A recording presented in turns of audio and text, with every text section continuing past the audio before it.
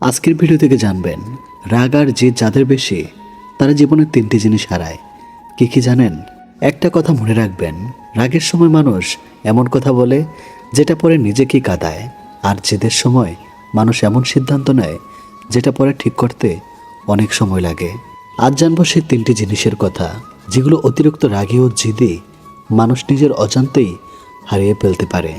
Number 1, প্রিয় মানুষের ভালোবাসা ও বিশ্বাস। রাগের সময় আমরা অনেক সময় এমন কথা বলে ফেলি যা স্বাভাবিক অবস্থায় কখনোই বলতাম না। তুমি আমার কেউ নাও, তোমার সঙ্গে আর কথা বলবো না, যা ইচ্ছা করো। এই কথাগুলো বলার সময় হয়তো মনে হয় কথার মাধ্যমে নিজের রাগ প্রকাশ করছে, কিন্তু যে মানুষটি কথাগুলো শুনছে তার মনে সেই কথার দাগ থেকে যেতে পারে। বিশেষ করে কাছের মানুষ, স্বামী স্ত্রী, বাবা মা, সন্তান, ভাই বোন কিংবা বন্ধু, তারা বারবার কষ্ট পেলে এক সময় চুপ হয়ে যায়। আর সম্পর্ক ভাঙার সবচেয়ে বড় লক্ষণ সবসময় ঝগড়া নয়, অনেক সময় নীরবতার সম্পর্ক দূরে সরে যাওয়ার প্রথম সংকেত। জেদি মানুষ আবার নিজের ভুল বুঝতে পারলেও সহজে আমি ভুল করেছি বলতে চায় না। মনে হয় আগে অন্যজন এসে কথা বলুক। এভাবে একটা ছোট্ট ভুল বোঝাবুঝি বড় দূরত্ব তৈরি করে। তাই রাগ হলে একটু থামুন, উত্তর দেওয়ার আগে নিজেকে প্রশ্ন করুন, এই কথাটা আমি 5 মিনিট পর বলতে চাইব নাকি 5 দিন পর আফসোস করব। এই একটি প্রশ্ন অনেক সম্পর্ক বাঁচাতে পারে। নাম্বার 2, নিজের মানসিক শান্তি। অতিরিক্ত রাগ শুধু অন্য মানুষকে কষ্ট দেয় না, নিজেকেও ভেতর থেকে অশান্ত করে। কেউ কিছু বলেছে, আপনি সারাদিনটা সেটা ভাবছেন। কেউ আপনার কথা মানেনি, আপনি বারবার সেই ঘটনা মনে করেছেন। কেউ আপনার সঙ্গে খারাপ ব্যবহার করেছে, আপনি মনে মনে তার সঙ্গে তর্ক করে যাচ্ছেন। বাস্তবে ঘটনা হয়তো 5 মিনিটের, কিন্তু আপনার মাথার ভেতরে সেটাই কয়েক ঘন্টা চলতে থাকে। এটাই রাগের একটি বড় ক্ষতি। আর জেদ যখন বেশি হয় তখন মানুষ অনেক সময় নিজের শাস্তির চেয়েও আমি কেন হার মানব এই চিন্তাকে বেশি গুরুত্ব দেয়। ফলে সম্পর্ক নষ্ট হচ্ছে, পরিস্থিতি খারাপ হচ্ছে, নিজের মন খারাপ হচ্ছে, তারপরও শুধু নিজের অবস্থান ঠিক প্রমাণ করার জন্য জেদ ধরে থাকে। মনে রাখবেন, সব তর্কে জয়ী হওয়া জরুরি নয়, কিছু তর্ক থেকে সরে আসে বুদ্ধিমানের কাজ। আপনি যদি প্রতিদিন কথার উত্তর দিতে চান, প্রতিটি অপমানের জবাব দিতে চান এবং প্রতিটি ভুল প্রমাণ করতে চান, তাহলে আপনার জীবনের শান্তির জন্য সময় থাকবে না। কখনো কখনো চুপ থাকা দুর্বলতা নয়, চুপ থাকা মানে আপনি আপনার শান্তিকে অগ্রাধিকার দিচ্ছেন। নাম্বার 3, জীবনের অনেক ভালো সুযোগ। এবার আসি তৃতীয় এবং সবচেয়ে গুরুত্বপূর্ণ বিষয়টিতে, সুযোগ। রাগের মাথায় মানুষ অনেক সময় চাকরি ছেড়ে দেয়, সম্পর্ক ভেঙে ফেলে, বন্ধুত্ব শেষ করে দেয়, ব্যবসায় ভুল সিদ্ধান্ত নেয়, কিংবা এমন কিছু বলে ফেলে যার কারণে ভবিষ্যতের একটি দরজা বন্ধ হয়ে যায়। আর জেদের কারণে কেউ কেউ নতুন কিছু শিখতে চায় না, কারো ভালো পরামর্শ গ্রহণ করে না, নিজের ভুল স্বীকার করে না, ভাবতে থাকে আমি যেটা করেছি সেটাই ঠিক। কিন্তু জীবনে সফল হতে হলে শুধু আত্মবিশ্বাস থাকলেই হয় না, নিজের ভুল থেকে শেখার ক্ষমতাও থাকতে হয়। বুদ্ধিমান মানুষ কখনো ভুল করে না, এটা সত্য নয়। বুদ্ধিমান মানুষ ভুল করার পর বুঝতে পারে কোথায় ভুল হয়েছে এবং প্রয়োজন হলে নিজের অবস্থান পরিবর্তন করতে পারে। তাই মনে রাখবেন, জেদ যদি আপনাকে লক্ষ্য অর্জনে সাহায্য করে সেটা ধীরতা, কিন্তু জেদ যদি সত্যি বুঝে ভুল সিদ্ধান্ত আটকে রাখে সেটা আত্মধ্বংস। আর রাগ যদি অন্যায়ের বিরুদ্ধে দাঁড়াতে সাহায্য করে সেটা শক্তি, কিন্তু রাগ যদি প্রিয় মানুষকে দূরে সরিয়ে দেয় সেটা দুর্বলতা। তাহলে রাগ ও জেদ কিভাবে নিয়ন্ত্রণ করবেন? প্রথমত, রাগের সময় সিদ্ধান্ত নেবেন না, নিজেকে অন্তত 10 মিনিট সময় দিন, প্রয়োজনে সেখান থেকে একটু দূরে যান। দ্বিতীয়ত, কথা বলার আগে শুনুন, অনেক রাগ আসলে ভুল বোঝাবুঝি থেকে তৈরি হয়। তৃতীয়, ভুল হলে দ্রুত ক্ষমা চান। আমি ভুল করেছি, এই 4টি শব্দ একজন মানুষকে ছোট করে না, বরং তার মানসিক পরিপক্কতা প্রকাশ করে। সবচেয়ে গুরুত্বপূর্ণ, সব কিছু নিজের মতো করে পাওয়ার চেষ্টা করবেন না। কিছু মানুষ আপনার সঙ্গে একমত হবে না, কিছু পরিস্থিতি আপনার নিয়ন্ত্রণে থাকবে না, সব কথা আপনার পছন্দ হবে না। জীবন মানেই সব কিছু ইচ্ছামতো হওয়া নয়।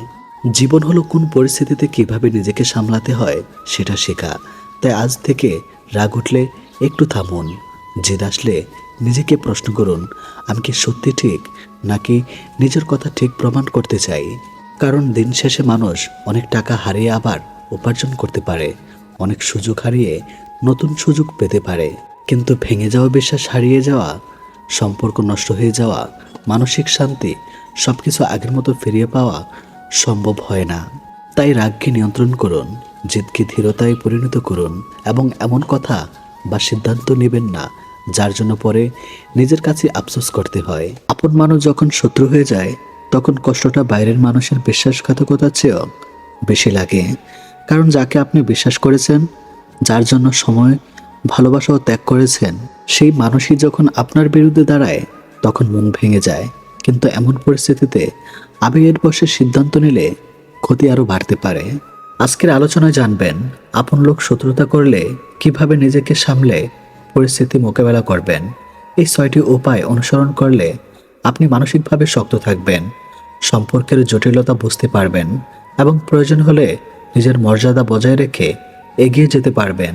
নাম্বার 1, রাগের মাথায় কোনো সিদ্ধান্ত নেবেন না।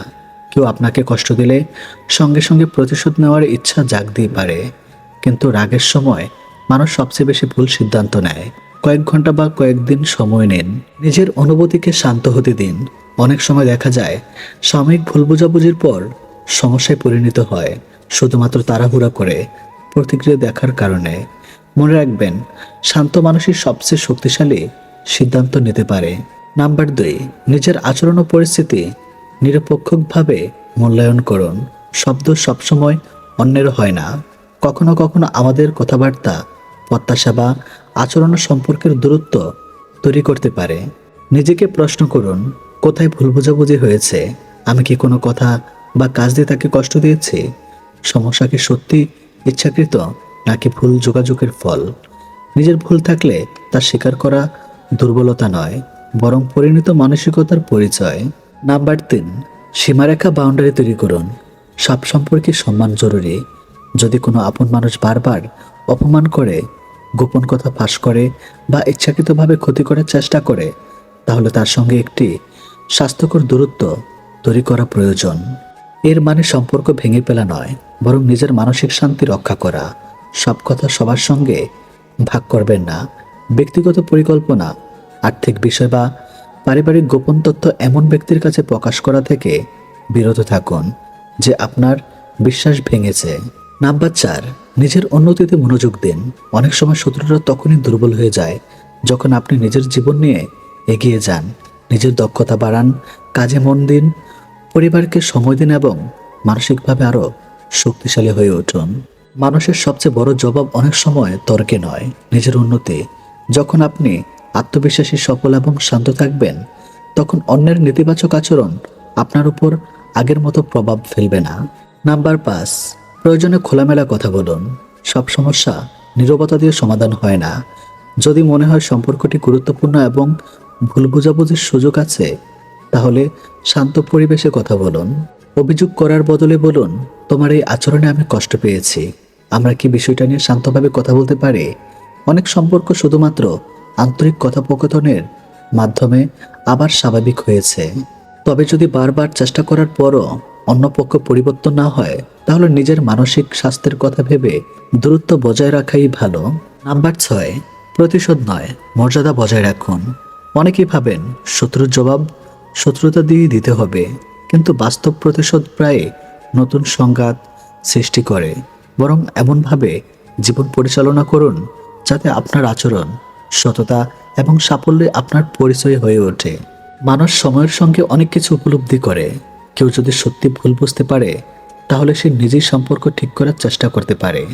তবে কাউকে পায়ে পড়তে বাধ্য করা বাস্তবসম্মত বা নিশ্চিত কোনো ফল নয়। আপনার লক্ষ্য উচিত নিজের মর্যাদা এবং মানসিক শান্তি বজায় রাখা। অতিরিক্ত কিছু গুরুত্বপূর্ণ পরামর্শ, গুজব শুনে সিদ্ধান্ত নেবেন না। নিজের রাগ অন্য নির্দোষ মানুষের উপর ছাড়বেন না। বিশ্বস্ত একজন মানুষের সঙ্গে পরামর্শ করুন। প্রয়োজনে কিছু সম্পর্কে সীমিত রাখুন। নিজের মানসিক ও শারীরিক স্বাস্থ্যের যত্ন নিন। ক্ষমা করা মানে সবকিছু আগের মতো করে ফেলা নয়। অনেক সময় ক্ষমা মানে নিজের মনকে ভারমুক্ত করা। আপন মানুষ শত্রু হয়ে গেলে কষ্ট হওয়া স্বাভাবিক, কিন্তু সেই কষ্ট যেন আপনার জীবনকে নিয়ন্ত্রণ না করে। মনে রাখবেন, জীবনের সবচেয়ে বড় শক্তি হলো ধৈর্য, আত্মসম্মান এবং সঠিক সিদ্ধান্ত নেওয়ার ক্ষমতা। আজকের এই 6টি উপায় যদি আপনার জীবনে প্রয়োগ করতে পারেন, তাহলে কঠিন সম্পর্ক অনেক পরিণতভাবে সামলাতে পারবেন। সব সম্পর্ক টিকে থাকবে না, কিন্তু নিজের চরিত্র, সম্মান এবং মানসিক শান্তি ধরে রাখা সবসময় আপনার হাতে। শেষ কথা, অন্যকে হারানো নয়, নিজের জীবনের শান্তি, সম্মান এবং উন্নতি অর্জন করে প্রকৃত বিজয়। ভালোবাসা, আকর্ষণ আর সম্পর্ক, এই 3টে জিনিস কখনো জোর করে হয় না। আপনি যতই চেষ্টা করুন, যদি একজন নারী আপনার প্রতি স্বতঃস্ফূর্তভাবে আকৃষ্ট না হয়, তাহলে কোনো কিছুই তাকে সত্যিকারের টানতে পারে না। কিন্তু একটা সত্য কথা, নারীরা শুধু শরীর দেখে নয়, তারা অনুভূতি, নিরাপত্তা এবং মানসিক সংযোগ দেখে আকৃষ্ট হয়। আজ আমি আপনাদের বলবো 6টি এমন গোপন কৌশল যা আপনাকে একজন মানুষ বানাবে, যার প্রতি একজন নারী নিজ থেকে আকৃষ্ট হতে শুরু করবে। নাম্বার 1, নিজেকে মূল্যবান মানুষ হিসাবে তৈরি করুন। নারীরা এমন পুরুষকে পছন্দ করে যার নিজের একটা লক্ষ্য আছে, নিজের একটা সম্মান আছে। যে পুরুষ নিজের জীবন নিয়ে সিরিয়াস না, নিজের উন্নতির চেষ্টা করে না, সে কখনোই আকর্ষণীয় হতে পারে না। নিজের কাজ, ক্যারিয়ার, ব্যক্তিত্ব সব কিছুতেই উন্নতি করুন। নিজেকে এমনভাবে গড়ুন যাতে মানুষ আপনাকে সম্মান করে, কারণ আকর্ষণ শুরু হয় সম্মান থেকে। নাম্বার 2, অতিরিক্ত আগ্রহ দেখাবেন না। একটা বড় ভুল অনেক ছেলেই শুরুতেই সব দিয়ে দেয়, মেসেজ, ফোন, মনোযোগ, সব কিছু একসাথে। কিন্তু মনে রাখবেন, যা খুব সহজে পাওয়া যায় তার মূল্য কমে যায়। নিজেকে একটু রহস্যময় রাখুন, সবসময় তার জন্য ফ্রি থাকবেন না। যখন সে বুঝবে আপনি আলাদা, তখনই তার আগ্রহ বাড়বে। নাম্বার 3, আত্মবিশ্বাসী সবচেয়ে বড় আকর্ষণ। একজন আত্মবিশ্বাসী পুরুষ সবচেয়ে আকর্ষণীয়। চোখে চোখ রেখে কথা বলুন, নিজের মতামত স্পষ্টভাবে বলুন, নিজেকে ছোট ভাববেন না। নারীরা সে মানুষকে পছন্দ করে যে নিজের মূল্য জানে। আপনি নিজেকে যত মূল্য দিবেন, অন্যরাও তত মূল্য দিবে। নাম্বার 4, তাকে বুঝুন, শুধু দেখবেন না। শুধু সৌন্দর্য দেখে মুগ্ধ হওয়ার সহজ, কিন্তু একজন নারীকে সত্যিকারের বুঝতে পারা, এটাই আসল ব্যাপার। তার কথা মন দিয়ে শুনুন, তার অনুভূতিকে গুরুত্ব দিন, তার সমস্যার পাশে থাকুন। যখন একজন নারী অনুভব করবে এই মানুষটা আমাকে বোঝে, তখন তার মনে আপনার জন্য আলাদা জায়গা তৈরি হবে। নাম্বার 5, সম্মান দিন, নিরাপত্তা দিন। নারীরা এমন একজন পুরুষ চায় যার কাছে সে নিজেকে নিরাপদ মনে করে, কখনো তাকে অসম্মান করবে না। তার সীমাবদ্ধতাকে সম্মান করুন, তাকে কখনো চাপ দিবেন না। জোর করে কিছু পাওয়া যায় না, ভালোবাসা আসে সম্মান থেকে। নাম্বার 6, নিজের জীবন উপভোগ করুন। সবচেয়ে বড় আকর্ষণ হলো একজন সুখী মানুষ। নিজের শখ পূরণ করুন, বন্ধুদের সাথে সময় কাটান, নিজের জীবন উপভোগ করুন। যখন আপনি নিজের জীবন নিয়ে খুশি থাকবেন, তখন মানুষ স্বাভাবিকভাবেই আপনার দিকে আকৃষ্ট হবে, কারণ সবাই এমন মানুষের সাথে থাকতে চায় যে নিজেই খুশি থাকতে পারে। কাউকে নিজের দিকে টানার চেষ্টা করার আগে নিজেকে এমনভাবে মানুষ বানান যার দিকে মানুষ নিজ থেকে টান অনুভব করে। ভালোবাসা কখনো জোর করে পাওয়া যায় না, এটা অর্জন করতে হয় নিজের আচরণ, সম্মান আর ব্যক্তিত্ব দিয়ে। শব্দের আঘাত তলোয়ারের আঘাতের চেয়েও গভীর। আমরা অনেকেই মনে করি স্ত্রীকে তুই করে ডাকলেই কেবল একটা সম্পর্কের দূরত্ব তৈরি হয়, কিন্তু আপনি কি জানেন, অবহেলার সম্মানের এই ছোট ছোট শব্দগুলো একজন নারীর শরীরে বিষের মতো কাজ করে।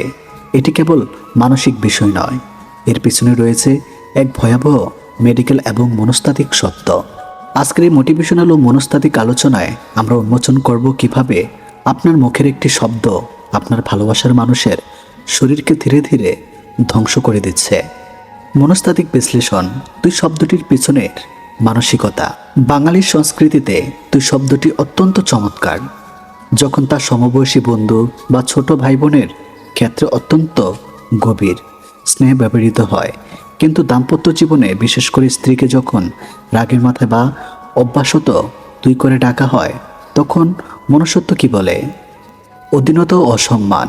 মনুষ্যত্ববিদদের মতে স্ত্রীকে তুই করে ডাকার পিছনে অবচেতন মনে একটি আধিপত্য বিস্তার বা মালিকানার মনোভাব কাজ করে। এটি প্রকাশ করে যে আপনি তাকে আপনার সমান স্তরে একজন মানুষ হিসাবে দেখছেন না, বরং তাকে নিজের অধীনস্থ ভাবছেন। আত্মসম্মানে আঘাত, ইগো ক্র্যাশ। একজন নারী যখন তার বাবার বাড়ি ছেড়ে আপনার কাছে আসে, তখন সে আসে সম্মানের খোঁজে। যখন তাকে তুই বা তোর ছাদের সম্বোধন করা হয়, তখন তার আত্মবিশ্বাস ও আত্মমর্যাদা সেলফ এস্টিম ভেঙে চুরমার হয়ে যায়। সে নিজেকে একজন সঙ্গী না ভেবে একজন সেবিকা বা দাসী ভাবতে শুরু করে। শরীরে মারাত্মক প্রভাব। মানুষের মন এবং শরীর আলাদা কিছু নয়। মন যা অনুভব করে শরীর তার প্রতিক্রিয়া দেখায়। চিকিৎসা বিজ্ঞান এবং নিউরোসায়েন্স প্রমাণ করেছে যে ক্রমাগত মুখের ভাষা এবং আচরণের মাধ্যমে অসম্মানিত হলে একজন নারীর শরীরে নিম্নলিখিত মারাত্মক ক্ষতিগুলো হয়। ক্রটিসল হরমোনের তাণ্ডব এবং ক্লিনিক স্ট্রেস। যখন একজন স্ত্রী তার স্বামীর কাছ থেকে বারবার তুই বা এই জাতীয় অসম্মানজনক শব্দ শোনেন, তখন তার মস্তিষ্কে এটিকে একটি হুমকি বা আক্রমণ হিসাবে গণ্য করে। এর ফলে শরীরে কর্টিসল, স্ট্রেস হরমোনাল এবং অ্যাড্রিনালাইনের ক্ষরণ অস্বাভাবিক বেড়ে যায়। ফলাফল, এই হরমোন দুটো যখন শরীরে দীর্ঘ সময় ধরে উচ্চ মাত্রায় থাকে, তখন তার শরীরে রোগ প্রতিরোধ ক্ষমতা ধ্বংস করে দেয়। তিনি ঘন ঘন অসুস্থ হতে শুরু করেন। হৃদরোগ এবং উচ্চ রক্তচাপের ঝুঁকি। আক্রমণাত্মক মানসিক চাপ ও অবহেলার কারণে রক্তনালীগুলো সংকুচিত হয়ে যায়। মনস্তাত্ত্বিক গবেষণায় দেখা গেছে এসব নারী দাম্পত্য জীবনে ক্রমাগত মৌখিক নির্যাতনের বেরবাল অ্যাম্বাস শিকার হন। তাদের উচ্চ রক্তচাপ, হাই ব্লাড প্রেশার এবং হৃদয়রোগে হার্ট অ্যাটাক আক্রান্ত হওয়ার ঝুঁকি সাধারণত নারীদের চেয়ে প্রায় 40% বেশি। হজম প্রতিক্রিয়া ধ্বংস এবং ওজন পরিবর্তন। আমাদের পেটের পরিপাক তন্ত্রকে বলা হয় মানুষের দ্বিতীয় মস্তিষ্ক, সেকেন্ড ব্রেন। মানসিক অশান্তির সরাসরি লিভার এবং পাকস্থলীতে প্রভাব ফেলে। জীবনে এমন কিছু মানুষ আছেন যাদের দেখে মনে হয় কষ্ট যেন তাদের পিছুই ছাড়ছে না। এক সমস্যা শেষ না হতেই আরেকটি সমস্যা এসে দাঁড়ায়। তারা ভাবেন আমার ভাগ্যটাই খারাপ, কিন্তু সত্যি কি শুধু ভাগ্যই দায়ী? মনোবিজ্ঞান বলছে অনেক সময় আমাদের কিছু অভ্যাস, চিন্তাধারা এবং সিদ্ধান্তই দীর্ঘমেয়াদে দুঃখ কষ্টের কারণ হয়ে দাঁড়ায়। আজ আমরা জানব কোন ধরনের মানুষরা সারা জীবন কষ্টে থাকেন এবং কিভাবে সেই চক্র থেকে বের হয়ে আসা যায়। যারা সবসময় অন্যকে দোষ দেয়, এ ধরনের মানুষ নিজের ভুল স্বীকার করতে চায় না। চাকরি না হলে সরকার দোষী, ব্যবসা না চললে ভাগ্য দোষী, সম্পর্ক ভাঙলে সঙ্গী দোষী। কিন্তু যে মানুষ নিজের ভুল দেখতে শিখে না, সে কখনো নিজেকে বদলাতে পারে না। আর যে বদলাতে পারে না, তার জীবনের সমস্যা একই জায়গায় থেকে যায়। মনে রাখবেন, দোষারোপ সাময়িক স্বস্তি দিলেও স্থায়ী সমাধান দেয় না। যারা নেতিবাচক চিন্তা থেকে বের হতে পারে না, তারা সবসময় ভাবেন আমি পারবো না, আমার দ্বারা কিচ্ছু হবে না, আমার ভাগ্য খারাপ। এই ধরনের চিন্তা ধীরে ধীরে আত্মবিশ্বাস নষ্ট করে দেয়। সুযোগ সামনে এলেও তারা চেষ্টা করেন না। আপনি যেমন চিন্তা করবেন, ধীরে ধীরে তেমনই জীবন গড়ে উঠবে। যারা অসলতা ছাড়তে পারে না, সাফল্য পরিশ্রম চায়, কিন্তু কিছু মানুষ আজ নয় কাল, কাল নয় পরশু এভাবেই সময় নষ্ট করেন। একদিন তারা বুঝতে পারেন সময় চলে গেছে, কিন্তু জীবন বদলায়নি। অলসতা প্রথমে আরাম দেয়, পরে আজীবনের আফসোস উপহার দেয়। যারা সবসময় অন্যের সঙ্গে নিজের তুলনা করে, অমুকের বাড়ি আছে, অমুকের গাড়ি আছে, অমুক বিদেশে থাকে, এই তুলনা মানুষকে সুখী করে না, বরং নিজের জীবনকে ছোট মনে করা হয়। প্রত্যেক মানুষের যাত্রা আলাদা। অন্যের সঙ্গে নিজের তুলনা করতে করতে নিজের উন্নতির পথটাই হারিয়ে যায়।